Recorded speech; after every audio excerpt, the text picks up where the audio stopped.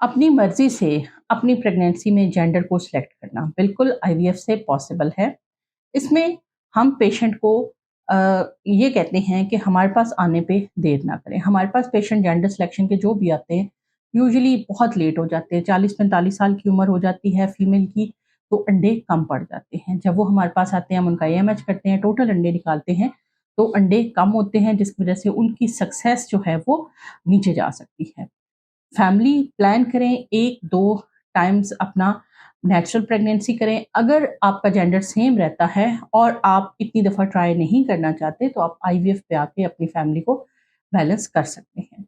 इक्सीपीजीएस में होता ये है कि हम आपकी को कुछ मेडिसिन्स देते हैं फीमेल को 14 दिन के लिए, जिससे आपके ज़्यादा मिकदार में एग्स स्टिमुलेट होते हैं।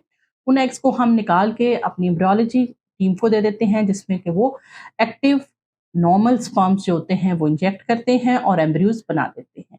अब उन एम्ब्रियोज का रिप्रेजेंटेटिव सैंपल बायोप्सी के जरिए से एक एक सेल निकाल के बाकी एम्ब्रियो को फ्रीज कर लिया जाता है और सैंपल को जो है वो लेबल कर लिया जाता है। अब जेनेसिस्ट उस सैंपल की डिटेल टेस्टिंग करता है और तमाम क्रोमोसोम को असेस करते हुए हमें बता सकता है कि इस एम्ब्रियो के जो सेक्स क्रोमोसोम हैं वो XX हैं या XY हैं।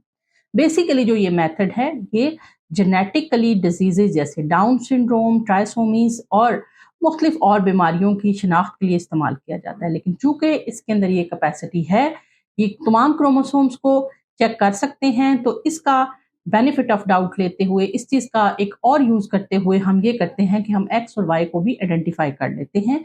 इस तरह से हमें पता चलता है कि इस पेशेंट के जो टोटल 12 स्पर्म्स एम्ब्रियो बने थे, उनमें से एम्ब्रियो नंबर 1 जेनेटिकली नॉर्मल है या बेटा है या बेटी है। इस तरह से एक डिटेल रिपोर्ट जनरेट की जाती है, जिसमें हमें ना सिर्फ ये पता लग जाता है कि वो एम्ब्रियो जेनेटिकली नॉर्मल है या एबनॉर्मल है, बल्कि ये भी पता लग जाता है कि वो उसका जो सेक्स क्रोमोसोम है वो XX है और XY है। और आप में से अक्सर लोग जानते हैं कि XX बेटी होती है और XY बेटा होता है। इस तरह से मिलके हम पेशेंट की फैमिली को बैलेंस करने का एक ब्रिलियंट चांस पेशेंट को दे सकते हैं, बशर्ते कि पेशेंट यंग है और उसके अंदर अंडे मौजूद हैं।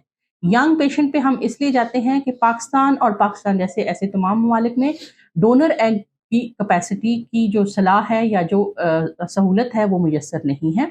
हमें आपके अपने एग्स के ऊपर ही जाके बेबी को कंसीव करवाना होता है, इसलिए हम बार बार फोकस करते हैं कि टाइम वेस्ट किए बगैर हमारे पास आएँ और अपनी फर्टिलिटी को प्रिजर्व करें।